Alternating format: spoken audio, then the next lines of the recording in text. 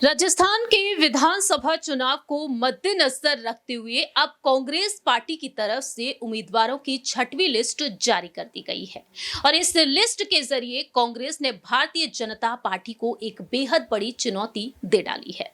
दरअसल आपको बता दें कि बीजेपी खेमे की तरफ से जहां एक तरफ विद्याधर नगर सीट से मैदान में उतारा गया है सांसद दिया कुमारी को, वहीं दूसरी ही तरफ अब कांग्रेस खेमे की तरफ से भी एक दिग्गज नेता को प्रत्याशी के तौर पर उतार दिया गया है और ऐसे में वह दिया कुमारी को और बीजेपी को बड़ी चुनौती देते हुए नजर आ रहे हैं।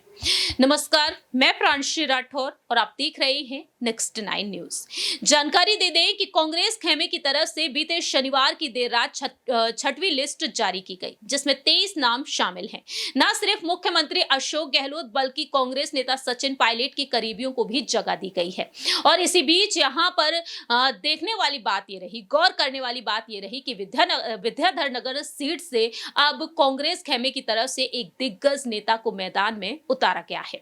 जी हाँ, जानकारी के लिए आपको बता दें कि अब कांग्रेस की तरफ से एक बार फिर से मैदान में उतारे गए हैं सीताराम अग्रवाल। इन्हें विद्याधर नगर सीट से मैदान में उतारा गया है। हालांकि सीताराम अग्रवाल ने शनिवार सुबह ही अपना नामांकन पत्र दाखिल कर दिया था, लेकिन टिकट मिलने के बाद अब उन्होंने शानदार तरीके से अपनी बात रखी है। हाल ही में अपने इंटरव्यू में उन्होंने खुलकर अपनी बात रखी। उनसे पूछा गया कि अब उनके सामने दिया कुमारी हैं।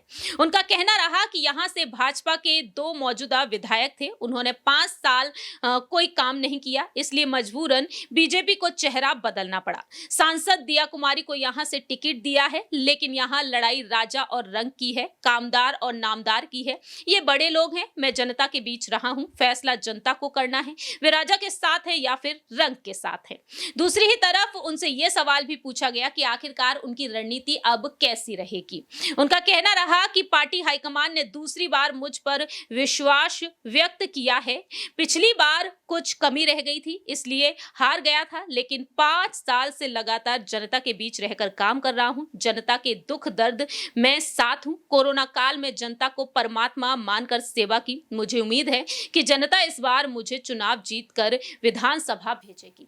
तो इस तरह से यहाँ पर सीताराम अग्रवाल ने एक बड़ी बात की है और दिया कुमारी को वह चुनौती देते हुए नजर आएंगे। अब देखना यहाँ पर यह दिलचस्प होगा कि जयपुर की महारानी कही जाने वाली दिया कुमारी क्या वाकई में यहाँ से जीत हासिल करेंगी या फिर सीताराम अग्रवाल वाकई में यहाँ पर उन्हें मात देने में सफल होते हुए नजर आएंगे। मालूम हो कि 25 नवंबर के दिन राजस्थान में विधानसभा चुनाव के लिए मतदान होंगे और 3 दिसंबर को नतीजे सामने आएंगे। इस खास रिपोर्ट में इतना ही। बाकी की तमाम अपडेट्स के लिए आप देखते रहिए नेक्स्ट 9 न्यूज।